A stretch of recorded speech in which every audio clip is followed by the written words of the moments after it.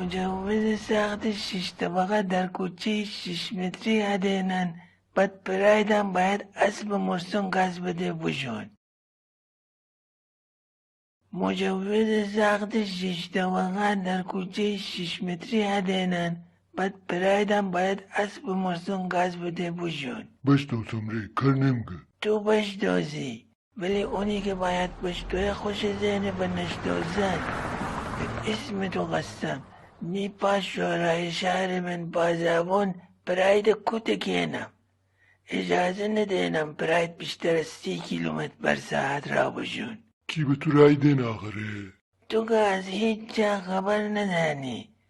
از شروع محله تا چار پادشاه، از پردسر تا گابنه، از اردو بازار و خمرکلا و گیتا کمسیبر، همه از ما اعلام پشتیبانی بودن. مرفایز بشوی شورای شهر منی پراید بگی 30 کیلومتر بیشتر نشون. هر چیزی یه نقطه آغازی دانیده.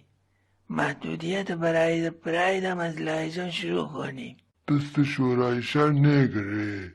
رایزنی کنیم، بالاخره راهش پیدا کنیم. و طوری که کارت ماشین کامیون من بنمیشتن نه چند تون تینه بار بزنه، پرایدم کنی 30 کیلومتر در ساعت تینی باشی. ندونم والا، به نظرم تو که همش در تخیل زندگی کردی. همه چیز از تخیل شروع کنه، همه چیز.